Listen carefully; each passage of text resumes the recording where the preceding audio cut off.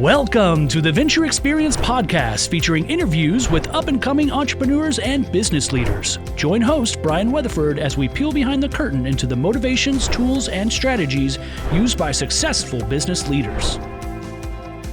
Welcome to the Venture Xperience podcast. My name's Brian Weatherford. I'll be your host. Today, we're going to talk about a field that a lot of us, all of us, are involved in one way or another, but most of us don't understand the intricacies behind finance and all that entails. This guy does, and he's with us today, as are you. Thanks for being here. My guest today is Geoff Brown. He's the CEO and co-founder of Highline. Geoff, welcome aboard. How are you? I'm doing very well, thank you. You know, I was looking at the notes and I had to chuckle a little bit because I'm always interested how people, where they were before they get to where they are now. And obviously you're working with numbers and all the time, but it sounds like as long as you can remember, you're a math geek. Your words, not mine. Is that fair? Yeah, absolutely. And still today, if I get a spreadsheet with new data in it, my team knows I'm going to be distracted for the next few hours because I have to dive in and see what's going on. Conversely, also, we need to keep Geoff busy. Somebody whip up a spreadsheet and let him analyze it so it works like that. Yes, it does. Well, somewhere along the lines, though, you realize I'm pretty good with numbers, and not just that, I really enjoy it. And you jumped into the banking industry first. What was your first professional role of using your math skills? Yeah, so I jumped in at Capital One. I started as an analyst in the fraud team, looking for patterns in the data on what's going on and who's trying to steal money on credit cards, and how we could best stop that without stopping our customers from making legitimate purchases. Good. And how long ago was that? 20 years now. 20 years you've been doing this stuff. Yes. And so obviously got really good at it, but when we get to Highline, it's not the first company that you started, correct? It's my second startup, right. First time founding myself. I was at a startup previously called Salary Finance. They did loans as an employee benefit, where that's interesting. Employees at a company could get a loan from Salary Finance. The repayments would go from the company to Salary Finance, which for the lender, it really increases their level of trust and confidence that they're going to get repaid. Sure. Really broadens who they're able to give a loan to. Was it just on payroll deductions every month? I've got my loan and you're getting your piece every month. You don't have to wait on me to write you a check and be late and go through all that hassle. Yeah, it's basically like a 401k where you're setting it up and it's coming right off your paycheck. Mm-hmm. And the lender, on the other hand, knows that they're going to get paid as long as you're sitting at that job. And that just makes it all work really well. Works well. Everybody's happy. Yes, everybody's happy. So tell me about Highline. When did you get started with this one?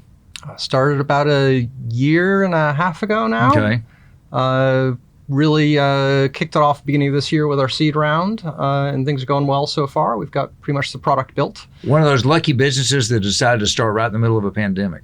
Yes, for good and bad. I think it's helpful to be able to recruit just nationally, people being remote. So those are definitely upsides there. Even fundraising is a lot more efficient when you're able to just do Zoom calls with VC after VC as opposed to flying around the country. So some big upsides, but also a more unique experience to try to build a culture in a remote world. You know, speaking of the unique experience, any startup, I don't care what the industry is, where are we going to be? You went with Venture X. What was the thought process there? So we knew it was a remote world, but we really did value the time in the office. We're building something that is brand new, very innovative. Being able to collaborate in person is hugely valuable. Mm-hmm. So we wanted to get a real office space. Obviously, the flexible working arrangement to be able to scale up and down made a whole lot of sense for a startup. And here specifically, it was just a really high quality office. I've been in co-working spaces before. This is very much a step up. The coolness factor here alone is, let's be honest, it's pretty impressive. I mean, I would have to think the first time that your co-workers, maybe if you're going to interview someone or you're working with a client, first time they walk in these doors, they're pretty dazzled. Yes. It's a very professional environment, good amount of space, very clean.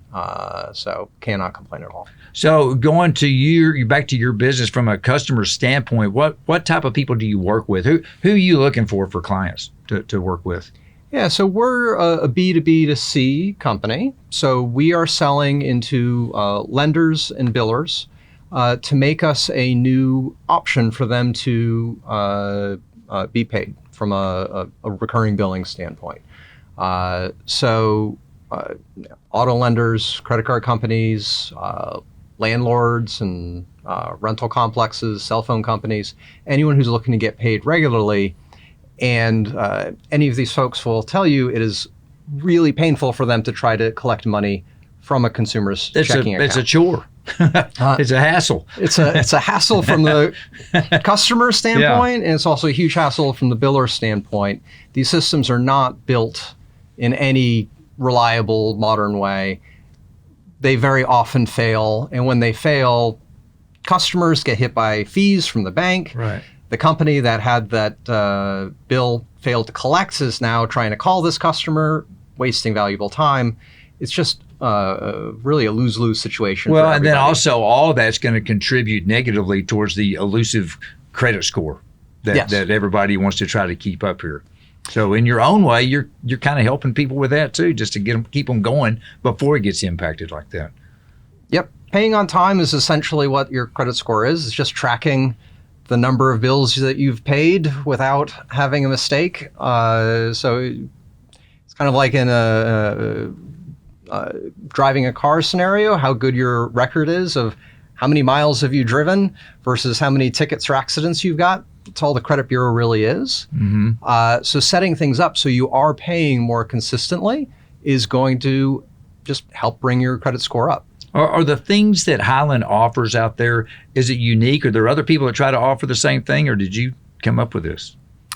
This is quite unique how we are building it, which is meant to be a bill payments service platform that would seamlessly connect people's incomes, so their payroll or whatever their source is, gig or creator type sources of income. To be able to automatically pay from those incomes to their various bills. Being able to set up that automation similar to a 401k just makes it much easier from your perspective. You don't have to worry about overdraft fees, like how much money do I have to hold for what day of the month in order for this bill to clear. That is so problematic for folks so often that it goes wrong and people get hit with fees, that most bills, about 2/3 are paid manually one at a time. Yeah. All right. Most people will log into websites. Some people still write checks. So most of the time, people are logging into the websites and authorizing the bills to be paid one at a time. Just a horrible waste of everyone's You just time. mentioned a word, and it sounded like Highline jumped on this early. You're talking about gigs. I mean, there's a lot of people that have multiple sources of income. 1099s flying in from all over the place, and it gets tricky sometimes keeping up with that stuff. You don't know when the next gig is or anything, and a lot of people can't even keep track of how much money they have where. This sounds like it kind of consolidates everything to help people across the board. Yeah. So if you have multiple sources of income, you can route all of that through Highline. Have the bills paid. You can also allocate other money towards savings, especially in the gig space. You have to keep track of what you need for your quarterly taxes. Sure. So you can set up those automations, and then we are not a checking account. So any money that you're not allocating for your bills just goes straight on to your checking account, and then you can spend as normal. You don't need to change your normal banking relationship. Are you tied in with any one particular bank or not at all? No. Yeah. Open any bank, so it doesn't matter what the bank is. That's on the other good. That's side. what I was getting at, because it gives the flexibility to where if I decide to change banks, I don't have to reinvent the wheel over here. I mean, you're able to interface with everybody. Yep. Probably not by accident. That's the idea. Yes, indeed. So where do you do your business? I mean, are you national? You just here in Texas? International? I mean, you got people everywhere? Yeah, our clients are nationwide. Primarily on the lending side, because Right. this is pretty profound for that industry. Credit risk is all based on your ability to pay regularly. So that's our early adopters. But we are also having conversations with other billers, largely national ones as well. I've got to ask you, just from a marketing side of the business, how do you get the word out to the lenders? Hey, here we are. Here's what we can do. Let us help. How do you go out to build your client base? Yeah, so some of it is conference, some of it is networks. The world of banking and lending is remarkably small. Yeah. In some Well, they keep regards. buying each other up. I mean, pretty soon Yes, you're they going to work do. with one. Yeah, we're not too far off of that. There's Yeah. it's a relatively knowable list of here's the people, and every one of them is only 2 connections away to be able to try to get a warm intro. So that's kind of the world of lending, but that's not true in all of the sectors we're looking to serve. Okay. Utilities should be using this as well. People who have poor credit, they're trying to get their electricity turned on, are required to put a deposit up front. Mm-hmm. And that's not easy for everybody. They already have all of the other expenses of moving to a new apartment. Scenarios like this, if the utility company was getting paid from their income, they might be able to say, oh, well, you have a great job. If I'm getting paid this way, I can trust you to just turn on the electricity. So this will be a little more dispersed than a short list of folks. But Well, it gives people an opportunity to maybe do things they feel they're hopeless and I can't do this.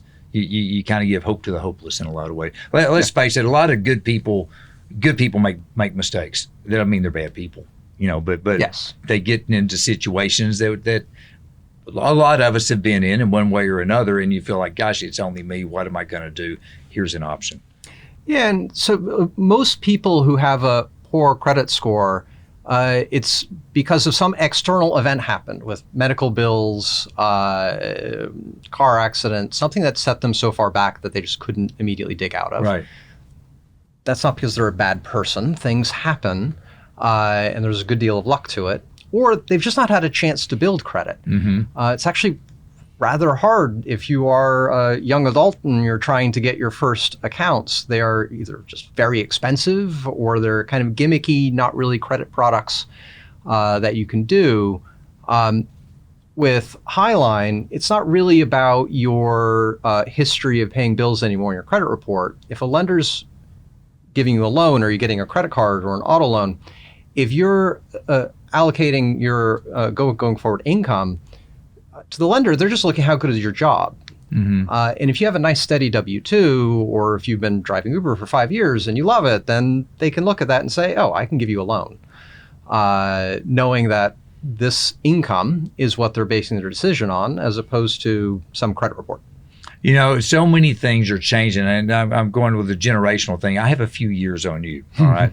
I do still write checks on occasion. Most people don't coming up these days. Are they adapting to this? It's just the way it is. I mean, is this an app-based thing? Can I keep up with it on my phone and know where everything's going and whatnot, to where people are comfortable with that? Do I need to log into a computer? What's the process there to utilize the services? Yeah, so we would be in kind of the bills would be set up from the website of the lender or the biller that's collecting on their side. So today, when you're going to say Verizon and you're looking to pay your bill, there'd be an option today to connect to your bank account or to enter your card information. So our hope is to add a third option there, which is you're essentially connecting to your employer's payroll account or other source of income. And then, similar to using these other experiences, we would show up, you can register, connect that income, and then things would kind of run smoothly from there. Well, it's just an option. And like these days, the options are good, Yes. But I think that some people that have never done it the old school way, to them, this is the way to go. They may be doing something different than their parents did it, but at least they're getting it done. Yeah, it's getting it done, and you should be getting substantial benefit in return, right? Because the company that you're paying is going to save a lot of money when you choose to use this option. And maybe they pass that savings on to me.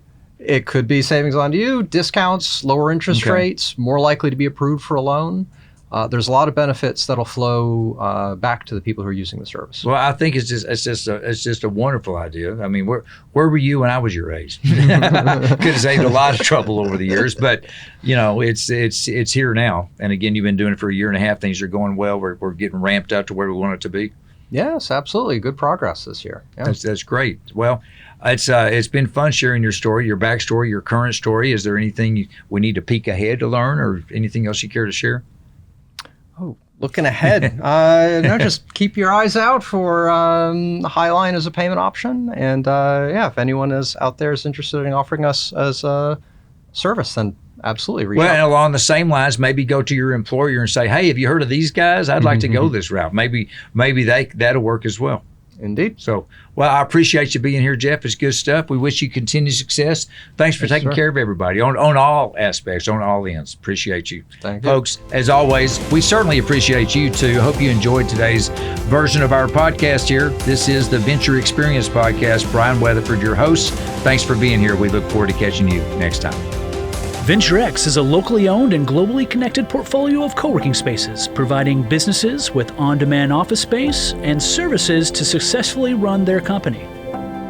When you need space for your next business, X marks the spot.